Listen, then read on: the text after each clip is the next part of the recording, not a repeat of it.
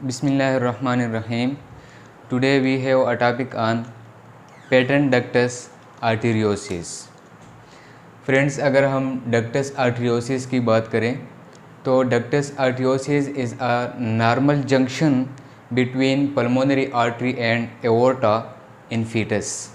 जब बेबी जो है वो ड्यूरिंग प्रेगनेंसी यूट्रस में होता है तो उस दौरान हमारे पास पल्मोनरी आर्टरी एंड एओर्टा के बीच में एक जंक्शन होता है जिसको हम कहते हैं डक्टस आर्टरियोसिस. ये डक्टस आर्टरियोसिस जो है ये after birth rapidly with in few days जो है ये क्लोज़ हो जाता है समल्टेनियसली. ठीक है, लेकिन अगर आफ्टर बर्थ ये डक्टस आर्टरियोसिस या junction between pulmonary artery and aorta after birth अगर ये क्लोज नहीं हुआ तो उस कंडीशन को हम कहते हैं patent ductus आर्टरियोसिस. The word patent mean not closed और ओपन. ठीक है, सो इट्स मीन कि not closed ductus आर्टरियोसिस after birth, क्योंकि ड्यूरिंग प्रेगनेंसी ये नॉर्मल होता है. ठीक है, तो फ्रेंड्स इसके बारे में हमने डिटेल के साथ डिस्कस किया था in our previous lectures. Foetal circulation and changes occur after circulation, किस तरह ये क्लोज हो जाता है, तो ये हमने बहुत डिटेल के साथ डिस्कस किया है. अगर आप लोगों ने ये वो वीडियोस जो है या वो लेक्चर जो है वो नहीं देखे हैं तो उसका लिंक जो है वो मैं नीचे डिस्क्रिप्शन में दे दूँगा, तो आप लोग वो पहले ज़रूर स्टडी करें. ठीक है, यहाँ पर हम इसका थोड़ा सा मैं ओवरव्यू देता हूँ. पेटेंट डक्टस या डक्टस आर्टरियोसिस जिस तरह हमने डिस्कस किया कि फीटल सर्कुलेशन में ये नॉर्मल होता है. क्यों? क्योंकि हमारे पास फीटस में जो लंग्स है वो नॉन फंक्शनल होते हैं, कंट्रैक्टेड होते हैं. ठीक है, तो उसमें ब्लड जो है वो फ्लो नहीं करता है क्योंकि यहाँ पर ये वेसल्स जो है ये भी हमारे पास कंस्ट्रैक्ट होते हैं. तो जब यहाँ से right side of the heart contract होता है और ब्लड को पुश करता है पल्मोनरी आर्टरी में, और यहाँ पर जब ब्लड आ जाता है और यहाँ पर, तो आगे लंग्स जो है वो कंट्रैक्टेड है. ठीक है, तो उस कंट्रैक्शन की वजह से यहाँ पर वेसल्स में रेजिस्टेंस होता है और यहाँ से भी रेजिस्टेंस होता है. तो ब्लड जो है वो मूव करता है from ductus arteriosus towards aorta in fetal circulation. ठीक है, और फिर एओर्टा से in all over the body. ठीक है, तो आफ्टर बर्थ या ड्यूरिंग बर्थ जो है ये क्लोज किस तरह होता है फिर, तो फ्रेंड्स ये क्लोज इस तरह होता है. ये डक्टस आर्टरियोसिस जो है ये हमारे पास तीन चीज़ों के अगेंस्ट बहुत रेजिस्टिव होता है. एक है हमारे पास ऑक्सीजन, दूसरा है हमारे पास ब्रेडिकाइनिन, एंड थर्ड वन है हमारे पास प्रोस्टाग्लैंडिन E2, और इसको हम शॉर्टली कहते हैं PGE2. ठीक है, तो इन तीन चीज़ों के अगेंस्ट डक्टस आर्टरियोसिस जो है ये बहुत रेजिस्टिव होता है. जब ये ऑक्सीजन सिचुरेशन जो है ये इंक्रीज़ होता है, ठीक है, ऑक्सीजन सिचुरेशन जब इंक्रीज़ होता है तो ये डक्टस आर्टरियोसिस जो है ये क्लोज होना शुरू हो जाता है, कंट्रैक्ट होना शुरू हो जाता है, क्योंकि इसके अगेंस्ट ये रेजिस्टिव होता है बहुत. अच्छा, दूसरी बात ये है कि बिफोर बर्थ अगर हम बात करें तो ब्लड जो है वो हमारे पास पुअर ऑक्सीजनेटेड होता है, इसलिए डक्टस आर्टरियोसिस जो है ये रिमेन ओपन होता है. और आफ्टर बर्थ हमारे पास जब लंग्स जो है वो इन्फ्लेट हो जाते हैं तो डक्टस ऑक्सीजन सिचुरेशन जो है वो इंक्रीज़ हो जाता है ब्लड में. उस इंक्रीज़ हाई सिचुरेशन की वजह से ये डक्टस आर्टरियोसिस जो है ये क्लोज होना शुरू हो जाता है. दूसरा है हमारे पास ब्रेडिकाइनिन.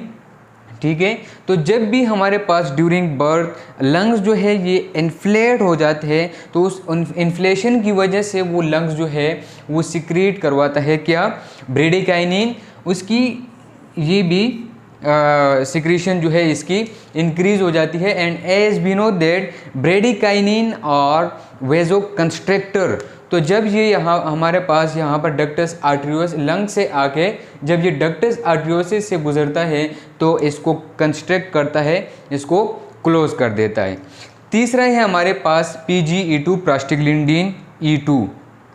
प्रोस्टाग्लैंडिन जो है ये जब इंक्रीज होता है तो हमारे पास वेसल जो है वो डायलेट रहता है। तो ड्यूरिंग प्रेगनेंसी या ड्यूरिंग प्रेगनेंसी जब हम फीटल सर्कुलेशन की बात करते हैं तो मदर के ब्लड से प्रोस्टाग्लैंडिन E2 जो है ये फ्रॉम प्लेसेंटा ये पास आउट हो जाता है और आता है बेबी सर्कुलेशन में ये शामिल होता है। और क्योंकि इसने क्या करना है, ये पेटेंट डक्टस आर्टरियोसिस जो है इसने ओपन रखना है, क्योंकि हम बात करते हैं कि जब इसकी अमाउंट जो है वो इंक्रीज होता है, इसकी सिक्रीशन इंक्रीज होता है तो ये डक्टस आर्टरियोसिस जो है ये ओपन रहता है।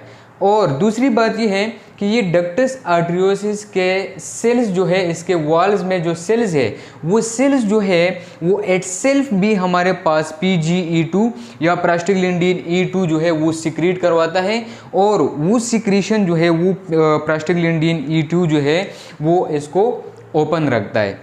बट आफ्टर बर्थ क्या होता है कि हमारे पास ऑक्सीजन सैचुरेशन जो है वो इंक्रीज हो गया, और हमने बात की कि ऑक्सीजन सैचुरेशन के अगेंस्ट ये सेंसिटिव होता है, ये क्लोज होना शुरू हो जाता है। दूसरी बात है हमने बात की ब्रेडिकाइनिन की, तो ब्रेडिकाइनिन लंग्स सिक्रीट करवाता है ड्यूरिंग बर्थ, और ये आ जाता है डक्टस आर्टरियोसिस के पास और डक्टस आर्टरियोसिस को कंस्ट्रक्ट करवाता है। तीसरा है हमारे पास प्रोस्टाग्लैंडिन E2, तो प्रोस्टाग्लैंडिन का सिक्रीशन जो है वो आफ्टर बर्थ कम हो जाता है। क्यों? एक तो हमारे पास प्लेसेंटा कट ऑफ हो गया, ठीक है, तो मदर से जो प्रोस्टाग्लैंडिन आ रहा था वो स्टॉप हो गया। दूसरी बात है हमारे पास कि प्रोस्टाग्लैंडिन जो है ये रेजिस्टिव होता है अगेंस्ट या सेंसिटिव होता है अगेंस्ट सिचुएशन। जब हमारे पास ऑक्सीजन सिचुएशन जो है ये इंक्रीज होता है तो प्रोस्टाग्लैंडिन का सिक्रीशन जो है ये कम हो जाता है, ठीक है। और जब प्रोस्टाग्लैंडिन का सिक्रीशन कम हो जाता है तो ये जो है इसके अगेंस्ट जो है हमने बात की कि ये सेंसिटिव होता है, और जब ये डिक्रीज होता है तो ये डक्टस आर्टरियोसिस जो है ये क्लोज होना शुरू हो जाता है, ठीक है। तो ये सारा फिनोमेना जो है ये ड्यूरिंग बर्थ होता है, विद इन फ्यू डेज जो है ये क्लोज हो जाता है। लेकिन अगर किसी भी अननोन रीज़न की वजह से ये हमारे पास क्लोज नहीं हुआ ये डक्टस आर्टरियोसिस, तो उस कंडीशन को, उस एबनॉर्मल कंडीशन को हम क्या कहते हैं, पेटेंट डक्टस आर्टरियोसिस, ठीक है। तो ये थी हमारे पास इसकी ओवरव्यू। अब हम इसकी पैथोफिजियोलॉजी की अगर बात करें तो पैथोफिजियोलॉजी हमने बात की थी पहले लेक्चर्स में भी कि आफ्टर बर्थ हमारे पास या बिफोर बर्थ अगर हम बात करें तो ब्लड का जो प्रेशर होता है वो इन left side of the heart increase होता है, ठीक है, right side of the heart में इंक्रीज होता है बिफोर बर्थ। तो जब ये ब्लड यहाँ से ये वेंट्रिकल जो है राइट वेंट्रिकल जब कॉन्ट्रैक्ट होता है तो ये ब्लड चला जाता है कहाँ पर, पल्मोनरी आर्टरी में, और यहाँ से लंग्स कंस्ट्रैक्ट होते हैं तो यहाँ से शंट आउट हो जाता है कहाँ पर, एओर्टा में, और यहाँ पर प्रेशर इंक्रीज है पल्मोनरी आर्टरी में, और एओर्टा में प्रेशर डिक्रीज होता है बिफोर बर्थ। तो ये यहाँ से यहाँ पर एओर्टा में शंट आउट हो जाता है और ओवरऑल बॉडी में स्प्रेड हो जाता है ये ब्लड। लेकिन अगर हम आफ्टर बर्थ बात करें तो आफ्टर बर्थ हमारे पास left side of the heart में प्रेशर इंक्रीज होता है as compare to right side of the heart. तो लेफ्ट साइड पर जब ये प्रेशर इंक्रीज हुआ और ये ब्लड चला गया कहाँ पर, एओर्टा में, और अगर यहाँ पर ये डक्टस आर्टरियोसिस क्लोज नहीं हुआ है तो ये ब्लड जो है ये शंट आउट हो जाता है कहाँ पर, पल्मोनरी आर्टरीज में, और पल्मोनरी आर्टरीज से लंग्स में चला जाता है, और लंग्स में ये दोबारा ऑक्सीजनेटेड होके इन लेफ्ट साइड ऑफ हार्ट में दोबारा शामिल हो जाता है, ठीक है। तो ये था इसकी पैथोफिजियोलॉजी। अगर हम इसकी साइन एंड सिम्टम्स की बात करें तो ज़्यादातर हमारे पास पेटेंट डक्टस आर्टियोसिस का जो पेशेंट होता है, जो बेबी होता है, वो हमारे पास एसिम्प्टोमेटिक होता है, क्योंकि जो हमारे पास कंजेनाइटल हार्ट प्रॉब्लम्स होते हैं उसमें जो मेजर साइन है जो हम देखते हैं वो है हमारे पास साइनोसिस, और ये हम पढ़ रहे एसाइनोटिक डिजीजेज। सो पेटेंट डक्टस आर्टियोसिस भी हमारे पास एसाइनोटिक है, क्योंकि अगर यहाँ से ऑक्सीजनेटेड ब्लड आ गया पल्मोनरी आर्टरी में और डीऑक्सीजनेटेड ब्लड के साथ शामिल हो गया तो ये यहाँ से दोबारा कहाँ चला जाता है, लंग्स में, और वहाँ पर दोबारा ऑक्सीजनेटेड हो गए left side of the heart में आ जाता है, और यहाँ से एओर्टा और एओर्टा से ओवरऑल बॉडी में स्प्रेड होता है, तो हमें ब्लूइश कलर जो है वो नहीं मिलेगा। ठीक है, फिर भी जो सिम्टम्स है वो डिपेंड कर रहा है साइज़ ऑफ डक्टस आर्टेरियोसिस। अगर इसका जो साइज़ है वो बहुत ज़्यादा बड़ा है तो उसकी वजह से फिर कॉम्प्लिकेशंस कुछ मिल सकते हैं, कुछ साइंस जो है वो मिल सकते हैं। लाइक हमारे पास हाई पल्स प्रेशर होगा। Pulse pressure is a difference between systolic blood pressure and diastolic blood pressure. अगर हम पेटेंट डक्टस आर्टेरियोसिस की बात करें तो इस कंडीशन में हमारे पास सिस्टोलिक ब्लड प्रेशर जो है वो इंक्रीज़ होता है और डायस्टोलिक ब्लड प्रेशर जो है वो डिक्रीज़ होता है। किस तरह? सिस्टोलिक इंक्रीज होता है और डायस्टोलिक डिक्रीज होता है। किस तरह? जब यहाँ से ब्लड चला गया कहाँ पर, एओर्टा में, ठीक है, और यहाँ से ये दोबारा शामिल हो जाता है लंग्स में चला जाता है और लंग से वापस आ जाता है in left side of the heart. So यहाँ पर अमाउंट ऑफ ब्लड जो है वो इंक्रीज़ हो जाता है। तो अमाउंट ऑफ ब्लड इंक्रीज़ होने की वजह से हार्ट जो है ये ओवर फंक्शन जो है वो शुरू कर देता है ताकि ब्लड जो है उसको मूव करे एओर्टा में। सो हमारे पास अगर हम सिस्टोलिक ब्लड प्रेशर की बात करें तो systolic blood pressure is the pressure against vessels, ठीक है, ड्यूरिंग कंट्रैक्शन। तो ये कंट्रैक्ट हो गया और ये ज़्यादा एनर्जी के साथ कंट्रैक्ट होता रहता है अमाउंट ऑफ ब्लड इंक्रीज होने की वजह से। तो हमारे पास ड्यूरिंग कंट्रैक्शन इन वेसल्स में प्रेशर जो है वो इंक्रीज मिलेगा, सिस्टोलिक ब्लड प्रेशर। अगर हम डायस्टोलिक ब्लड प्रेशर की बात करें तो ड्यूरिंग रिलैक्सेशन यहाँ पर अमाउंट ऑफ ब्लड जो है वो ज़्यादा शंट आउट होना शुरू हो जाता है। कहाँ पर? पल्मोनरी आर्टरी में। तो हम यहाँ पर जब हम आर्टरीज़ में आर्टरी से जब हम प्रेशर जो है वो मेजर करेंगे तो हमें डिक्रीज़ मिलेगा डायस्टोलिक ड्यूरिंग रिलैक्सेशन। क्यों? क्योंकि यहाँ से अमाउंट ऑफ ब्लड जो है वो वापस पल्मोनिक आर्टरी में शामिल हो जाता है और एओर्टा में अमाउंट ऑफ ब्लड जो है वो डिक्रीज़ होता है। And as we know that जब हमारे पास अमाउंट ऑफ ब्लड वेसल्स में डिक्रीज़ हो जाता है तो प्रेशर अगेंस्ट वेसल जो है वो भी डिक्रीज़ हो जाता है। तो अल्टीमेटली हमारे पास डायस्टोलिक ब्लड प्रेशर डिक्रीज़ मिलेगा। जब सिस्टोलिक ब्लड प्रेशर इंक्रीज़ हुआ और डायस्टोलिक प्रेशर जो है वो डिक्रीज़ हो गया तो हमारे पास पल्स प्रेशर जो है वो हाई मिलेगा। Pulse pressure difference between systolic blood pressure and diastolic, ठीक है। लाइक फॉर एग्जांपल हमारे पास सिस्टोलिक ब्लड प्रेशर जो है वो 160 है, ठीक है, और डायस्टोलिक प्रेशर जो है वो हमारे पास है फॉर एग्जांपल 60, ठीक है। तो हमारे पास जो डिफरेंस है 160 माइनस 60, तो ये हमारे पास क्या आएगा? पल्स प्रेशर अबाउट 100, तो ये इंक्रीज़ है, ठीक है, क्योंकि हमारे पास नॉर्मल पल्स प्रेशर जो है वो तकरीबन हमारे पास होता है 40 या 50 तक भी हम पल्स प्रेशर जो है वो नॉर्मल लेता है, और यहाँ पर क्या आया हमारे पास 100। सो अल्टीमेटली ये पल्स प्रेशर जो है ये भी इंक्रीज़ मिलेगा इन पेटेंट डक्टस आर्टेरियोसिस पेशेंट। दूसरी बात, तीसरी हमारे पास है रिपीट हार्ट रेट। तो हार्ट रेट ऑब्वियसली बात है कि इंक्रीज़ होगा क्योंकि यहाँ से ब्लड जो है वो वापस पल्मोनरी आर्टरी में शामिल हो रहा है। एओर्टा में अमाउंट ऑफ ब्लड जो है डिक्रीज़ हो रहा है, तो बॉडी सेल्स को जो ब्लड है वो स्पेसिफिक अमाउंट में नहीं मिलेगा, तो बॉडी जो है वो ज़्यादा से ज़्यादा ब्लड की डिमांड करेगी और उस डिमांड की वजह से हार्ट जो है वो कंपनसेट करेगा और हार्ट रेट जो है वो इंक्रीज़ करेगा ताकि बॉडी को जो अमाउंट ऑफ ब्लड है वो स्पेसिफिक मिले। तीसरा है, चौथा है हमारे पास फास्ट ब्रीथिंग। तो फास्ट ब्रीथिंग या टिकिपनिया ये इसलिए होता है कि यहाँ से ये ब्लड जो है मिक्सअप हो रहा है, ऑक्सीजनेटेड एंड डीऑक्सीजनेटेड, और यहाँ से ये चला जाता है लंग्स में। तो लंग्स में डीऑक्सीजनेटेड ब्लड का अमाउंट जो है वो इंक्रीज़ होता है और लंग्स जो है वो कंपनसेट करना शुरू करता है और ब्रीथिंग रेट जो है वो इंक्रीज़ करता है ताकि ज़्यादा से ज़्यादा अमाउंट ऑफ ऑक्सीजन जो है वो हम इनहेल करें और ऑक्सीजन सिचुएशन जो है वो नॉर्मल हो जाए। पांचवा है हमारे पास साइन सिम्टम में जो हम देखते हैं इसमें, वो है हमारे पास मशीनरिक मरमर। ठीक है, as we know that murmur is abnormal sound of heart. तो मशीनरिक मरमर ये होता है कि वो मशीन की तरह अपना पिच ऑफ साउंड जो है वो कभी इंक्रीज़ होगा, लाइक 2 सेकंड के लिए उसका पिच जो है वो इंक्रीज़ है, तो फिर 2 सेकंड के बाद वो डिक्रीज़ होगा, फिर 2 सेकंड के बाद उसका पिच जो है वो इंक्रीज़ होगा, फिर 2 सेकंड के बाद डिक्रीज़ होगा। तो मशीनरिक मरमर जो है वो हमें मिलेगा पेटेंट डक्टस आर्टरियोसिस में। ये थे हमारे पास sign and symptoms.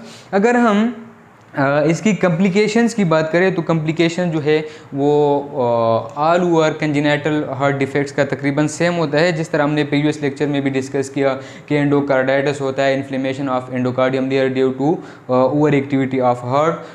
Pulmonary blood pressure जो है वो भी इंक्रीज़ होता है क्योंकि यहाँ से भी ब्लड आ रहा है, यहाँ से भी ब्लड आ रहा है, तो अमाउंट ऑफ ब्लड इंक्रीज़ होने की वजह से पल्मोनिक ब्लड प्रेशर जो है वो भी इंक्रीज़ हो जाता है।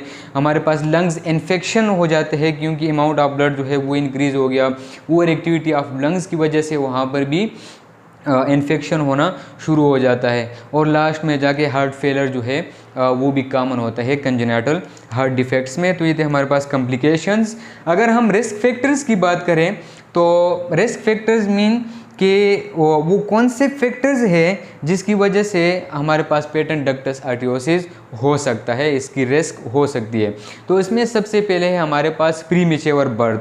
प्रीमेच्योर बर्थ मीन कि नॉर्मली प्रेगनेंसी का टाइम जो है वो तकरीबन 40 वीक्स से लेकर 44 वीक्स तक जो है वो हम नॉर्मल कंसीडर करते हैं। अगर इस ड्यूरेशन से पहले बेबी जो है वो उसका बर्थ हुआ तो उसको हम प्रीमेच्योर लेते हैं या प्री टर्म बर्थ लेते हैं हम उसको। ठीक है, तो उस कंडीशन में हमारे पास ये डक्टस आर्टरियोसिस जो है वो सही तरह क्लोज नहीं होता है और यही प्रीमेच्योर बर्थ की वजह से ये ओपन रहता है, तो पेटेंट डक्टस आर्टरियोसिस का रिस्क होता है। दूसरा है हमारे पास रुबेला इन्फेक्शन।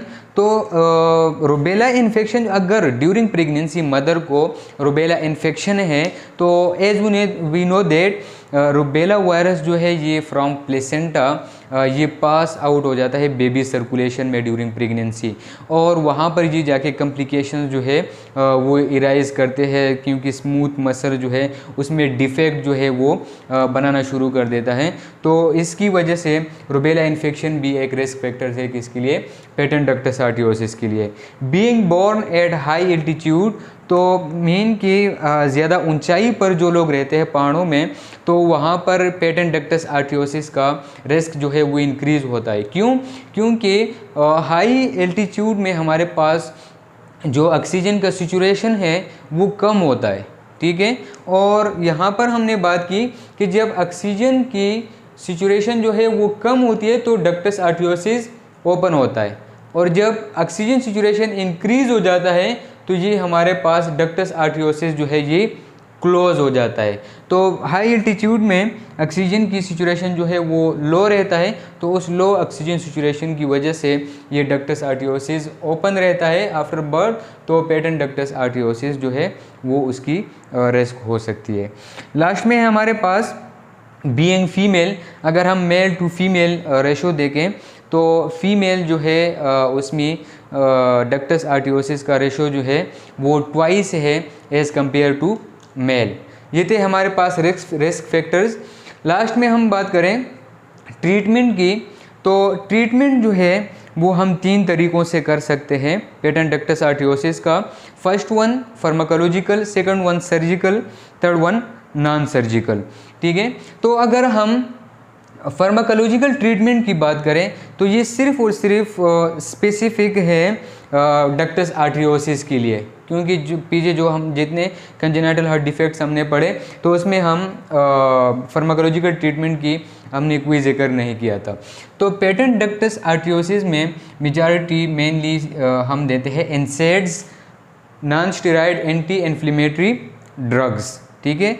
और इसमें जो हमारे पास स्पेसिफिक है फॉर पेटेंट डक्टस आर्टियोसिस वो है एंडोमेथासिन, और आइबुप्रोफिन भी तकरीबन ज़्यादा देते हैं।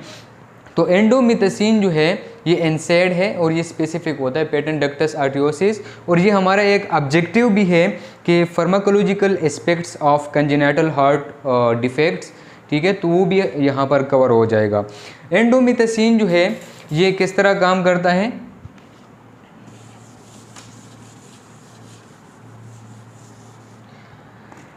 एंडोमेथासिन जो है